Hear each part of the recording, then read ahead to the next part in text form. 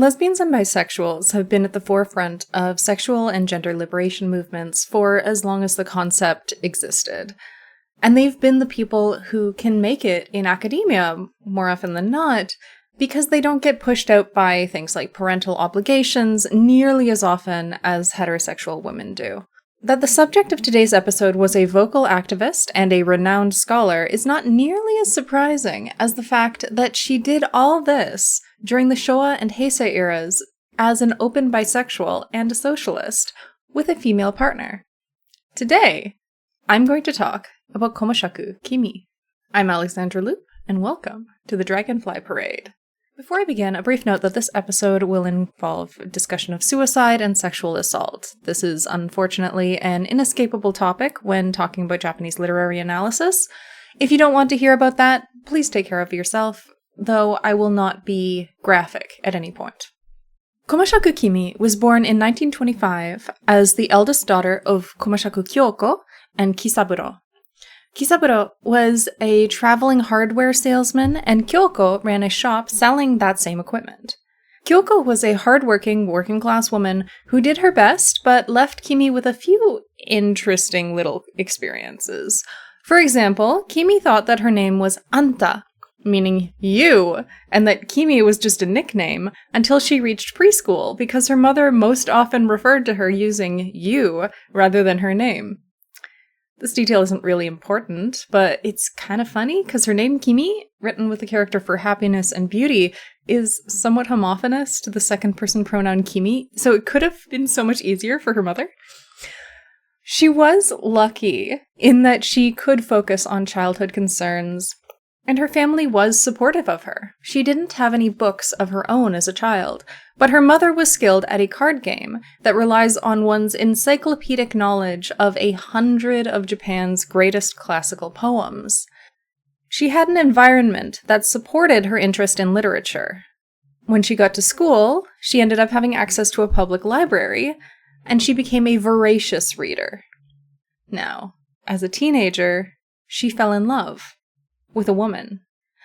The woman's name was Akizuki Emiko, a dancer. Kimi attributes to her the realization that she could have a life outside of marriage. They were never in a relationship, but it wasn't entirely parasocial either. She started out just watching this woman dance, unable to understand why she couldn't breathe when she watched a beautiful and talented woman in her element. She wrote about this, saying that there's no mistaking it. My spirit was full of love. Now, Akizuki was an orphan who had little opportunity for educational achievement, but a great talent for the arts and a very calm personality that didn't seek fame. Honestly, reading about her made me fall in love with her too. So I get it. Kimi, I get it. Kimi joined a fan club called the Emiko-kai, working hard to set up for her events, and Emiko did become quite fond of her, calling her Koma-chan and Koneko dango, which in translation is kitten dumpling. I would simply perish. Unfortunately for Kimi, Emiko didn't see her the same way she saw her. Emiko had a patron who she was having an affair with, a married man named Shimada Shogo, and Kimi once saw them being lovey-dovey in public. That hurt in her tiny baby gay heart. She then went to the Otani Women's College. Unfortunately, at the time, women's colleges in Japan were overwhelmingly focused on upholding traditional gender roles, so they taught things like Japanese literature and dressmaking. Great! Now, the war began when Kimi was 16, and she didn't pay attention to it at first. She did join the Volunteer Corps, which was a group that mainly dealt with domestic issues like firefighting and providing for civilians displaced by firebombing. Her house burnt down in the Osaka raid, but she was one of the lucky ones. Her family was safe in Yao City at the time. Kimi said that her mother constantly surprised her. She expected her mother to be strict, like the mothers of her friends, but her mother was always on her side.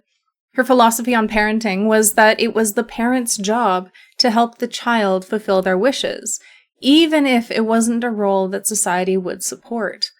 Since her mother did not enforce these roles with her, she was, in a way, shielded from wartime nationalism. She didn't get caught up in the war fervor, and she did actively want Japan to surrender. She celebrated when they finally did. Not only could people start picking up the pieces, but the new constitution did a lot to protect women. Even if it was only to the same degree of rights as 1940s America, it was a step. Young women were the most excited about the ideals of equality being imposed on the country. But also, young people in general took advantage of the post-war years to organize young workers' strikes.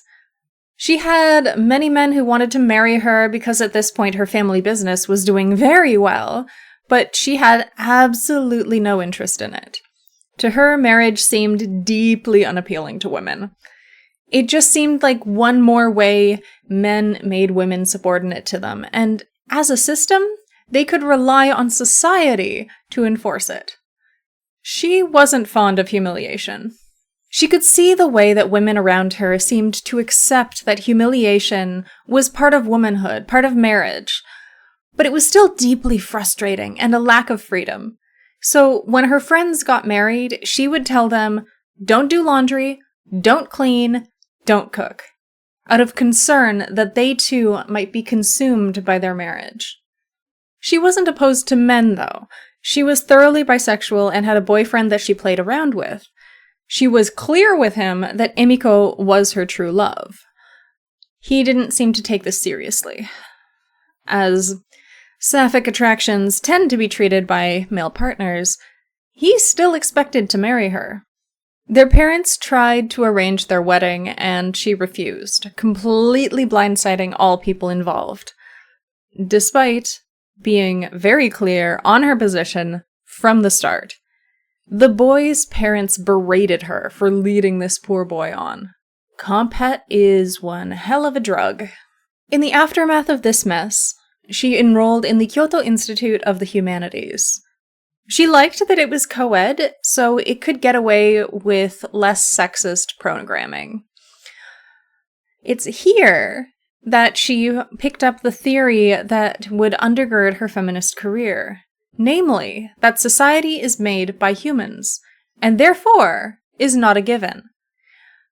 And that as humans, women can change society. The school was, however, in dire financial ruin due to a lack of new students. The principal of the Kyoto Institute of the Humanities thought that she was a very interesting woman and introduced her to another interesting woman. The woman was Konishi Aya, a professional labor organizer who had been fired from her previous job for running a woman workers' strike. Aya was 47 at the time, and Kimi was 25. Kimi said that she was attracted to Aya's coolness because, on a fundamental level, she was a fangirl. These two were complete opposites. It worked well with the way that Japanese lesbianism worked at the time, with mainly butch femme couples. Aya was butch and down-to-earth, while Kimi was a delicate beauty with health issues and a flair for philosophizing. After a few months, they would move to Tokyo together, and they spent the rest of their lives together. Now, Kimi's father was against it. As Kimi describes it, that was the first and last time a man raised a hand to her. That beating only gave her more reason to move away, even if she lost the financial support of her family. The kind of casual domestic violence that society excuses is inherently humiliating. The psychological effect of being hit by someone who believes they can do so because they are superior to you is different than being struck by an equal. It's not humiliating to be struck as an equal, because you can respond as an equal. Being struck by a superior, and being expected to just take it, is torture. She would later argue that the end of the war brought on a rise in domestic violence against women, simply because men no longer had the willpower necessary to handle things in a non-violent way. She says that they lost the will to flatter their wives, but also that the situation for women in the Taisho period was miserable. Heterosexual women had been struggling under the thumbs of their husbands, mother-in-laws lashing out at them, and the government, in the shape of the illegality of birth control, was oppressing them horribly. Without financial support, she had to work very hard. She was a secretary to Oishi Yoshie, a member of the Japanese Socialist Party, and made handmade ties to sell in her spare time. Her time in the Socialist Party shattered the illusion that being a leftist made someone good by definition. Not because she disliked leftist theories, but because she found leftist men to be equally misogynistic to right-wing men. It's a major problem in leftist spaces where people who have all of the privileges except for those of class will dismiss issues related to other things. For example, treating workers' rights as the one thing we should fight for without recognizing that women workers have distinct needs that must be addressed. In Komashaku's case, she was noticing that these leftist men had a tendency to expect subordination from the women in their lives, while dismissing the need for women's equal rights as not relevant to the workers' struggle. Dissatisfied with professional activism, Kimi enrolled in yet another university, Hosei University, to retrain herself again. For all the girls who are afraid of getting old, she started training for the career that she is best known for at 28, and would not finish her doctorate until she was 40. She majored in Japanese literature for a really, really relatable reason. She did not want to have to learn English or German, and she would have needed that for a philosophy master's. Now, she had 3 loves at Hosei, but not that much intellectual stimulation. One was a male professor who she thought was very cool. He apparently considered divorcing his wife to be with her. His poor wife? Even though he probably didn't, not divorcing someone who would consider divorcing you in order to marry a student is not exactly a victory. The second was another man, a Mr. H.M., who proposed and was turned down because, just like her boyfriend in her early 20s, she had no interest in it. Kimi was bisexual, but she would never tie herself to a man, because nothing had convinced her that marrying a man wouldn't be a humiliating experience. And the third was, of course, Aya. And despite everyone's expectations, that was the most stable relationship she had ever had. She had chronic back pain that made her unable to do a lot of jobs other than writing, alongside chronic anxiety and claustrophobia. She was not having a great time with this whole having a body thing. Part of the reason that she took so long to finish her degree was that she decided to take a 3-year academic break that ended up taking 12. Now, her favorite author was Akutagawa Ryunosuke. Now, if you don't know who Akutagawa is, he's the writer of Rashomon and In the Grove, which were adapted by Kurosawa Akira into the movie Rashomon, as well as Kappa, an amazing novella that is back in print with a new English translation. Go read it. It is excellent. Anyways, her first book, written as part of her doctorate, was on Akutagawa as a writer. Her interest in Akutagawa came from her fascination with passionate people. She admired people who lived with conviction, certainty, and coolness. By contrast, she found the navel-gazing eye novels about people struggling against themselves that were popular in Japanese literature at the time to be lacking. Her discussion of Akutagawa was pushing against a major issue in the study of Akutagawa's writing. That is, that Akutagawa, like a great many of the literary greats in Japan, died by suicide.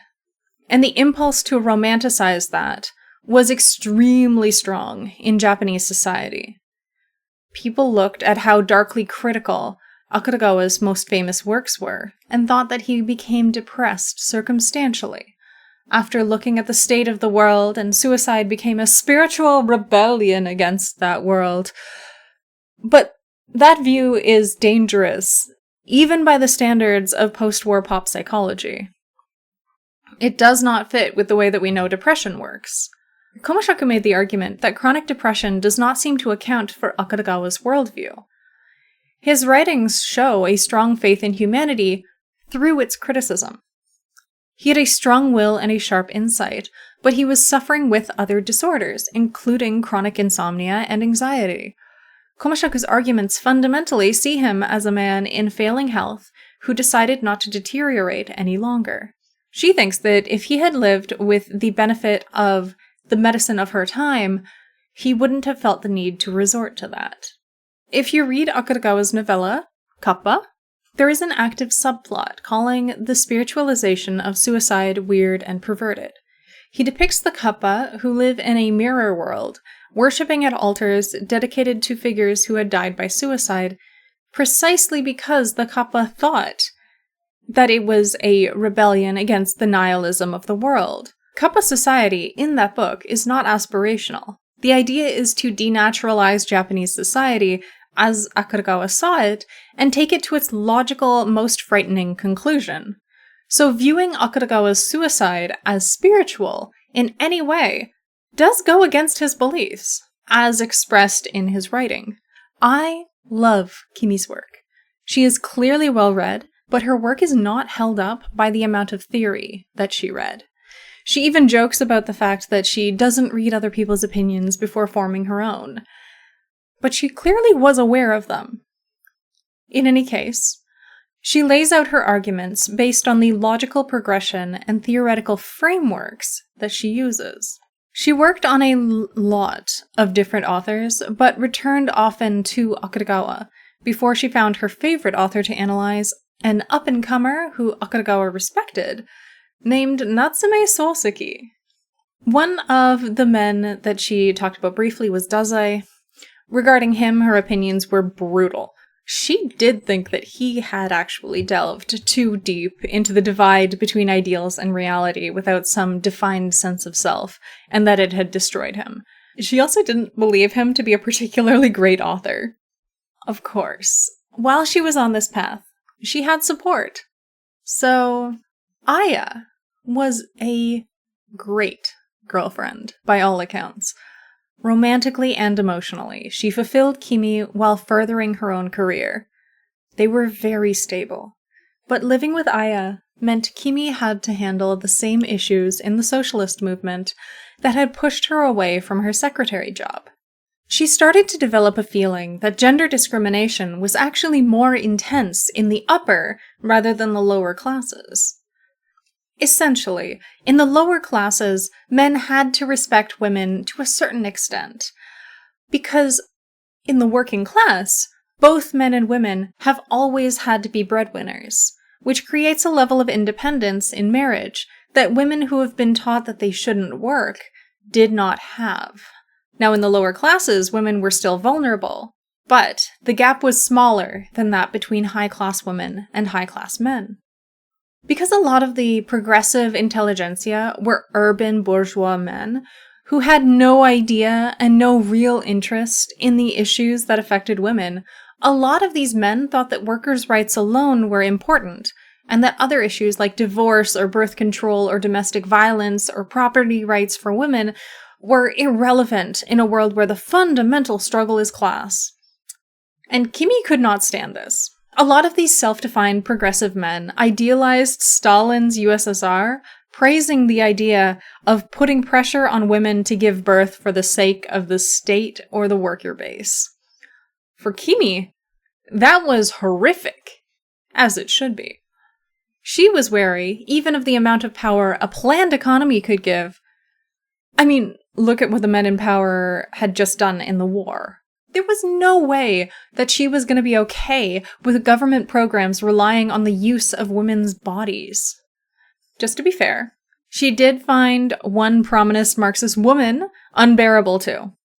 In the years immediately following the war, Kimi confided her concerns in Miyamoto Yuriko, a bisexual writer who I will write about in more depth in a future episode. I can't stand her either.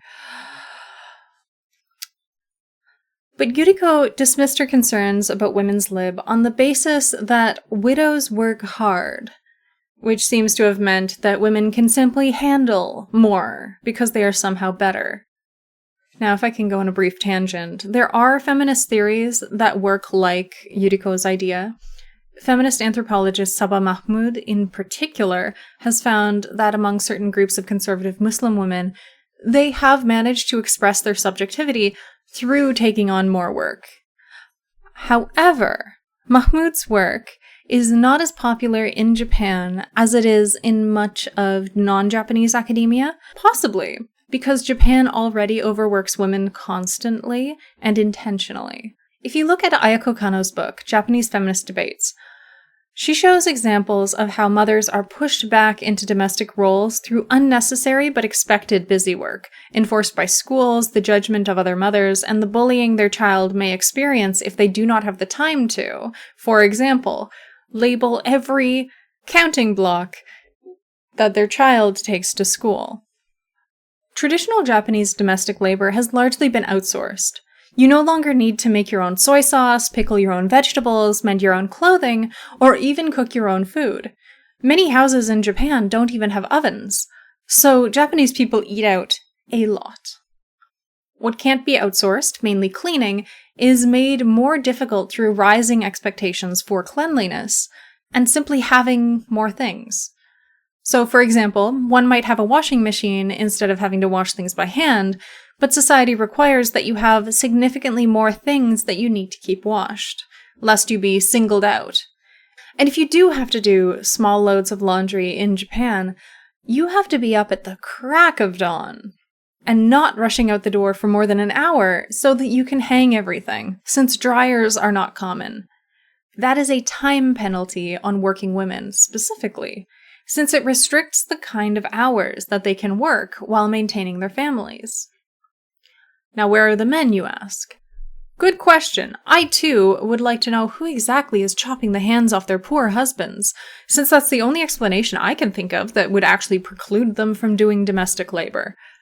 In any case, we see this happen in every culture with modernization.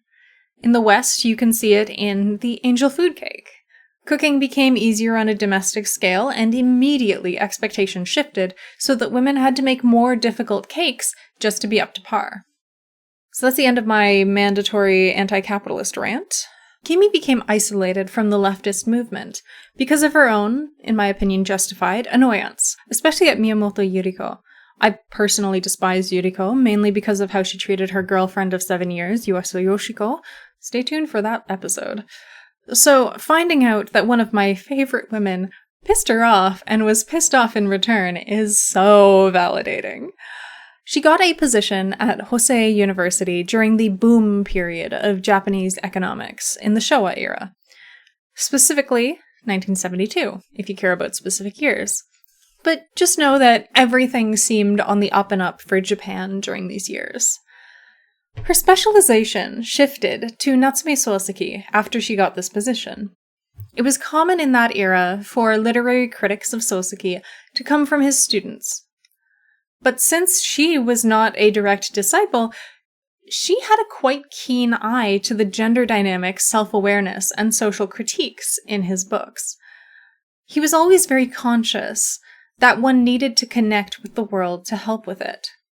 Kimi liked that. She attributes her own turn towards feminism to the way that Soseki's writing dives into women's lives. Feminism didn't become mainstream among Japanese housewives and bureaucrats until 1975, the International Year of the Woman. In 1970, she had written a women's lib-focused book called The World of Prostitutes and Wives. In this book, she debuted one of her more consistent arguments. That as long as society is unequal along gender lines, there's no real difference between a wife and a sex worker with a single client. I tend to agree with her. If there's no reasonable way for a woman to live without marrying someone in a position of greater economic potential, then her sexual relationship is by definition compensated. Opinions like this did exist in Western feminism, but Kimi's isolation from the Marxist activist community meant that she had to develop her own. She didn't think that Marxists were fully willing to call women people. The idea was that if mankind becomes human by transforming the self as a subject, then the social roles that society puts women in precludes them from ever being fully human. Instead, they are pushed to simply tend to and care for humanity. Those roles, though necessary, are not production in the economic sense, and therefore women did not fit the Marxist ideas of self. She said that the loneliness I felt at that time was indescribable. After all, I was not human. In 1978, when feminism was at its peak in Japan, Kimi published a letter called The Declaration of Witches. The Declaration of Witches reads, "In the long history of humanity, the greatest and oldest discrimination is sexual discrimination. Working exclusively on housework and nurturing, devoting oneself exclusively to men, the thing that makes a woman happy is a culture centered on men. Economically, the power of independence is stolen away from women, and the only way of life left is marriage. Male society devised what we must call its greatest masterpiece, that clever arrangement called marriage, upholding a system of slavery. If they do not support the men, women cannot live in their economic circumstances.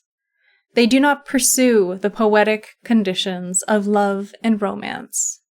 After discovering that they hold the power to give birth and giving birth to all of humanity without having the freedom to choose one's life or being guaranteed their natural rights, women realized that though women hold up half of heaven, humanity has not cared for them. Men rule over them. Men, as humans, seem to be able to live pleasant lives. All things from small everyday matters through to sexual intercourse are all managed efficiently by women. It is truly convenient for men that there have never been slaves who surpass this level of devotion. As husbands, men became masters in a display of power. As they become husbands, they buy flattery in their relationships, and so true communication between the sexes, and therefore true love, cannot exist. If anything, that's natural. This communication by display and communication by flattery was never enough. Masculinity and femininity is a double standard. Which gender is allowed to grow into a human holistically? That is the ironclad law of patriarchal culture. The special characteristic of masculinity is being an arrogant, rough, and angry barbaric conqueror. When it comes to femininity, on the other hand, it ranges from morals through to aesthetic sensibility, yet nothing is passed on but servitude.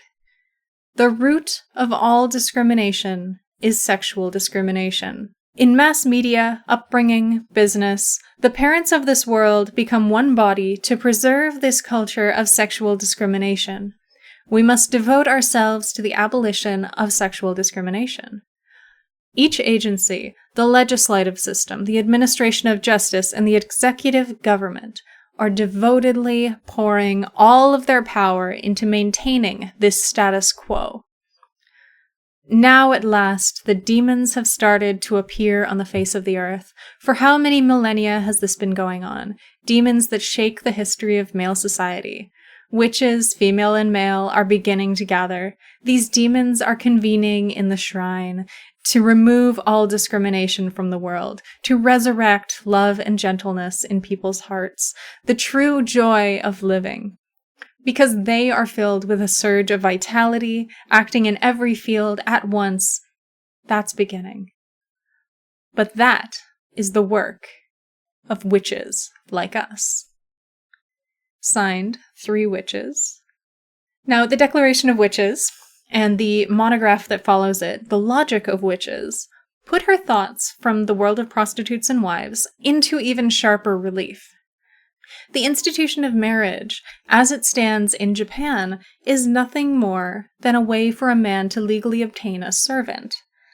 The cleverest part was that this servitude could be forced on women in the name of love, and that if a woman tried to leave the system that oppressed her, she would be in danger because the structure she built her life around would be gone. So there's an instinctive emotional rejection of freedom because of the danger it represents.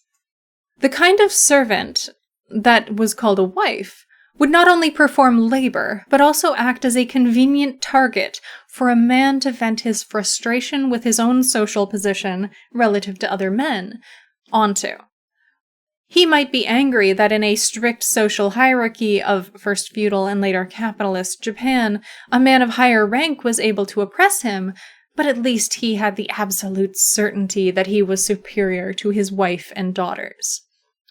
He had someone who could reproduce the humiliation he felt and reposition himself as a person with power.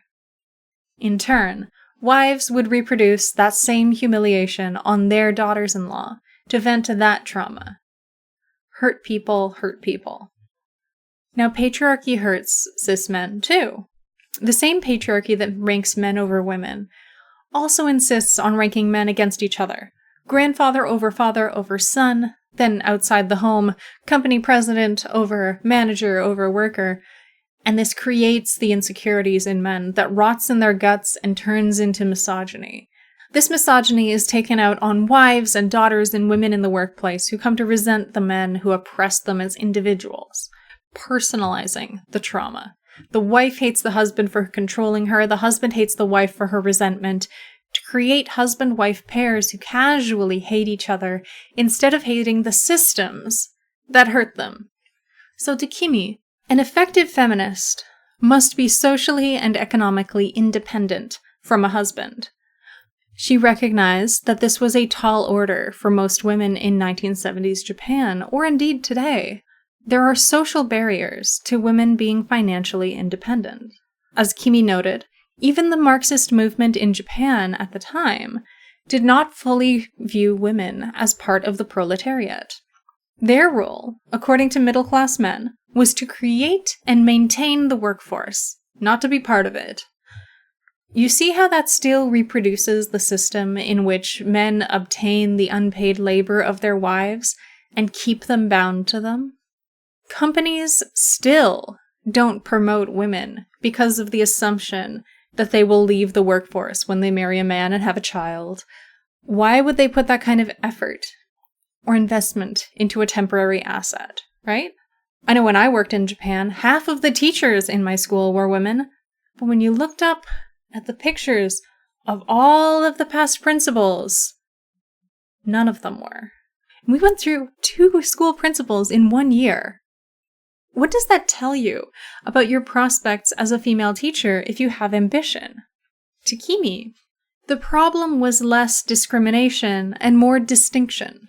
If women are fundamentally different from men, in one's view, then the differential treatment can be explained away. If women are naturally suited to the home, then you don't have to include them when you talk about workers' rights. If women are in any way inferior, then it just follows naturally that women should not be paid as much as men.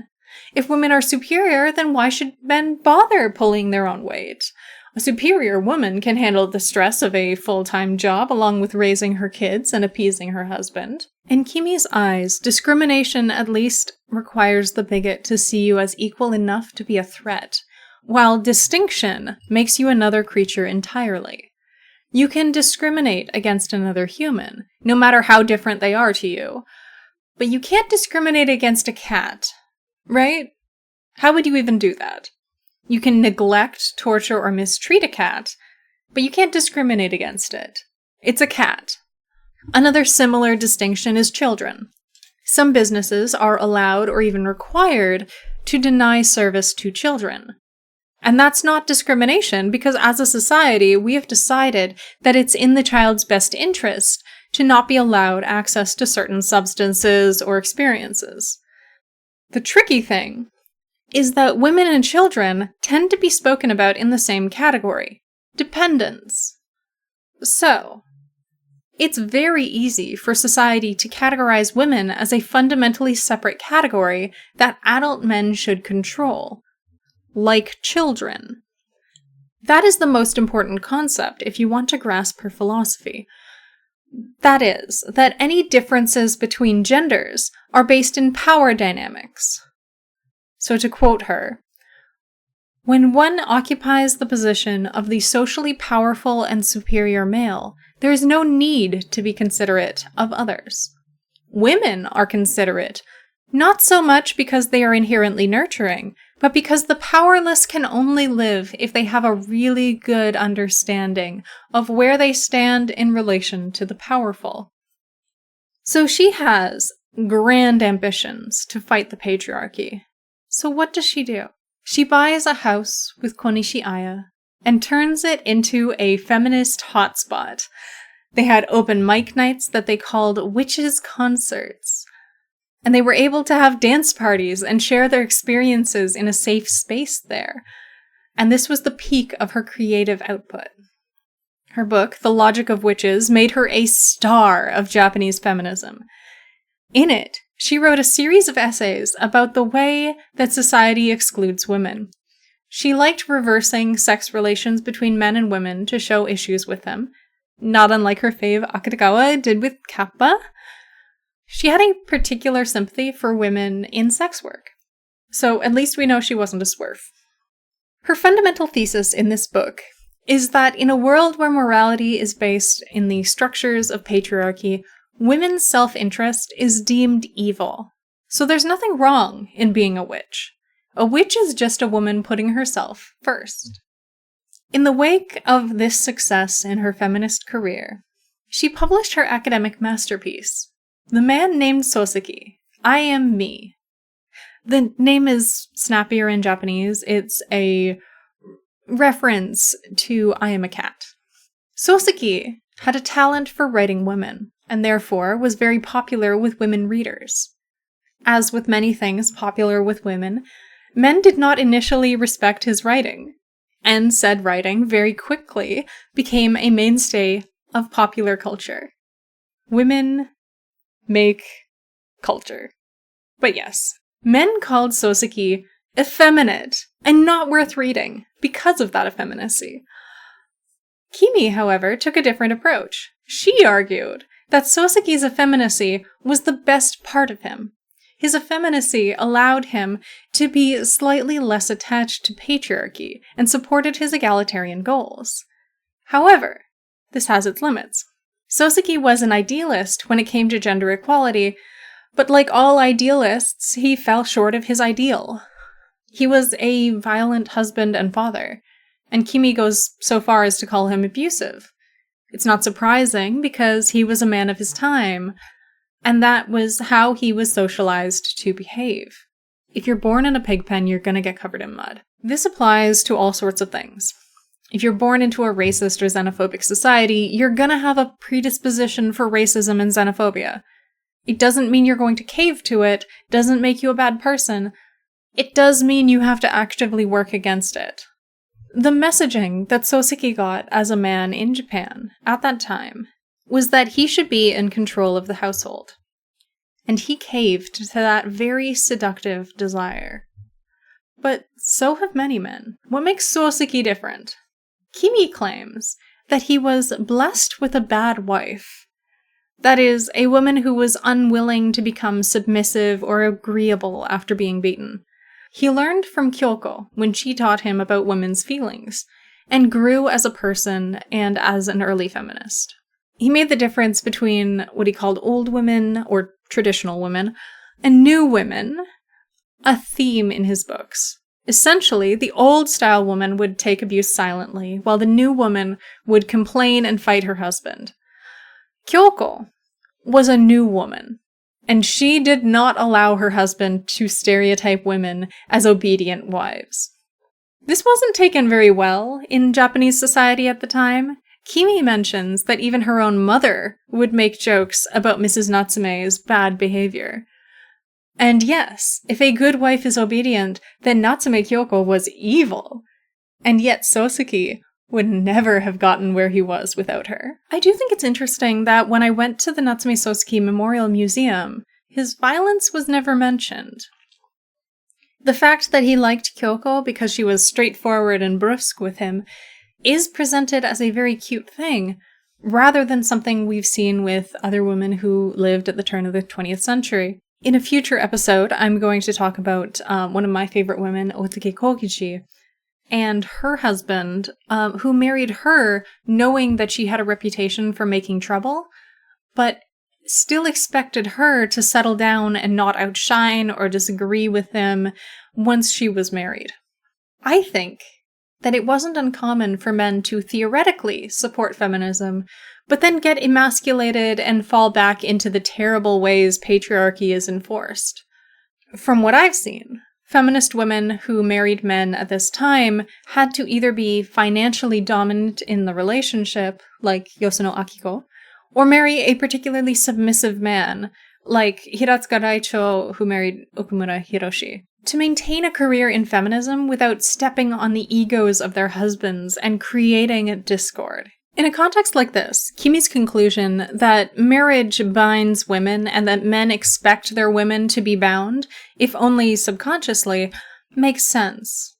Why else would it be so consistent pattern? In any case, these two successes were the springboard for a successful career in feminist organizing in the 80s. Konishi Aya and Komashaku Kimi cultivated a wide network of women passionate about freedom. Out of the group that attended the witches' concerts, she put together a group called the Wakata no Kai, who put together a musical called the Women's Renaissance, which was certainly her most fun feminist endeavor. She also dipped her toes into politics, and in 1989, she ran for a position in the House of Councillors. She didn't expect to win, but participating in debates and campaigning gave her a chance to spread her feminist message.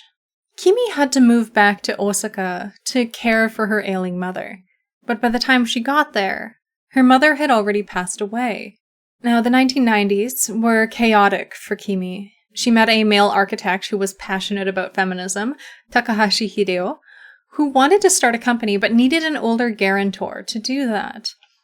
Kimi helped him with that, and also with finding employees. Now, feminists at this time were afraid of getting consumed by the unceasingly demanding gears of capitalism and Japanese business culture, so Takahashi hired members of the Wakata no Kai into his new business under the watchful eye of his guarantor. And 20 years later, the women Komashaku recommended had climbed the ranks to lead the company. She'd always wanted to open a women's school, and now she had an architectural firm that would absolutely work with her. So she opened the Osaka Women's School. It featured what she called the Lifestyle Science Laboratory, which aimed to support women's careers. Courses included the history of feminism, women in law, and an entire psychology department, alongside self-development courses in expression, based in women's mutual support. I do say temporarily, because it quickly ended up with competition from the Tokyo Women's Plaza. Now, if I can get sentimental for a moment, Kimi is deeply important to me, because as gay people, it's frightening to get older. There are a limited number of queer elders to take as role models. A lot of the historical figures we have had a very small window of success in their 20s before disappearing into heterosexual obscurity. Kimi gives us an example of someone who was never as successful as she was in her 50s and 60s. She was a mainstay on talk shows, at pride events. She was writing even more boldly as she got older. I look at Kimi's life, and she calms me down somewhat. Her life shows me that as long as you're alive, it's not too late to make a mark on this world, if you can just be bold enough. Unfortunately for Kimi, in the 90s, Japanese feminism was losing its spark. The end of the boom period brought about a period of conservatism, and Kimi was not profit-oriented. She ran the women's school for the benefit that it could give, not the money it could bring in, and it became unsustainable.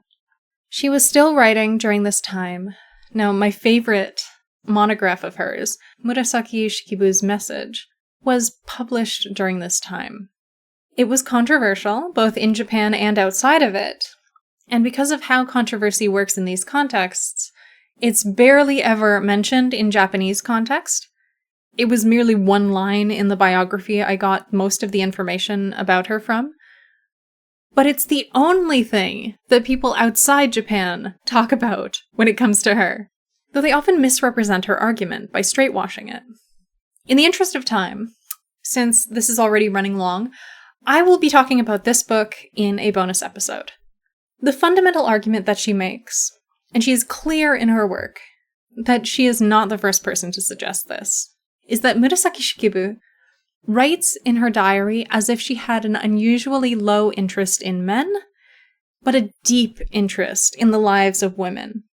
And if one applies this to the tale of Genji, you end up with a story in which the eponymous character is a narrative device to show the tragedies that are the lives of his various wives.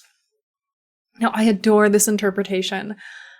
I have talked to students of Japanese literature who were deeply confused about why the tale of Genji is so beloved, when Genji himself is so difficult to stomach. And I could see a love for the piece bloom behind their eyes as things that didn't make sense suddenly connected in their heads. Kimi spent her later years caring for Aya, who, being 20 years older than Kimi, was naturally declining. For 8 years, Kimi was single-mindedly devoted to her lover. In 1996, Aya was hospitalized with a broken bone and started to show signs of dementia. When physically safe, in 2002, at the urging of one of Kimi's friends from the Emiko no Kai, they moved down to Izu, Shizuoka, to a seniors' residence for unmarried women without children that Aya and Kimi had built. It was called the Village of Friends. Aya and Kimi had been part of the development of these residences, and thank goodness they were, because senior care is highly connection-based in Japan. Your primary connection to the outside world, if you're sick enough to not be able to leave the house, are children or the local Buddhist priest who might check in on you sometimes to do memorials for dead friends. But urbanization has created a crisis for the rural priests who would be doing this kind of elder care. They simply cannot take in enough money in voluntary contributions to keep the temple solvent. And they're often attacked for the price of funerals and memorial services that do keep them afloat. And Japan has no legal palliative care for people who are sick enough that they do not wish to keep suffering. There are no do not resuscitate orders. You will be forcefully kept alive until you can no longer be kept alive. Mutual support in a seniors' residence is vital, and it's still not as common as it should be. Aya's periodic hospitalization was fraught because she couldn't designate a non-family member to have the power to give consent if she needed surgery, because she did have a son. However, she only talked to that son maybe a couple times a year, so Kimi had no way to contact him, and Aya desperately needed surgery. Because Kimi couldn't, and perhaps wouldn't have wanted to get married, we really don't know what her opinions on gay marriage were, only that heterosexual marriage was bad. She went for the classic gay half measure. She was adopted into Aya's family as her daughter, so that she could prolong Aya's life. When Aya died in 2003, she was 99 years old, and Kimi was 77. Aya was her soulmate. She would say that what I am today is thanks to Miss Konishi. In 2006, she was diagnosed with ascites abdominal dropsy, a buildup of fluid in the abdomen. She didn't like being the one cared for. She was the one supposed to be caring for others. And she made it worthwhile in her mind by framing herself as a test case so that her doctors could hone their skills and help others later on. In her last days, her younger friends visited and made sure that she knew how important she had been to them. But her thoughts were on her own mother. Affectionate till the end, she left this world talking about the woman who brought her into it. Thank you so much for listening to this episode of the Dragonfly Parade. I'd like to shout out my main source for this episode, Tanaka Kimiko's biography of Komashaku Kimi, 漱石を愛したフェミニスト駒尺喜美という人 an excellent resource that did make me cry despite how terrible my own Japanese is.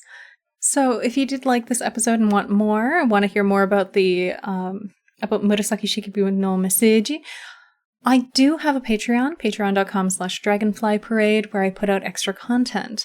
These are whole other episodes of this podcast covering things that I find fascinating and relevant to the study of queer history. I have deeper dives into the work of people I talk about in these main channel episodes, as well as talking about tangents and dead ends that I found, so you don't have to go down them too. If you like what I'm doing here and want to support me finding and bringing more resources on queer people to you, I would be very grateful for your support. Resources on obscure queer history do not tend to be accessible for free, so anything would help me get off the ground. Rate the podcast, like the video, send me feedback there or on Twitter, Blue Sky, Instagram, YouTube, or TikTok at Dragonfly Parade or Dragonfly Parade Pod. Tell me what you thought.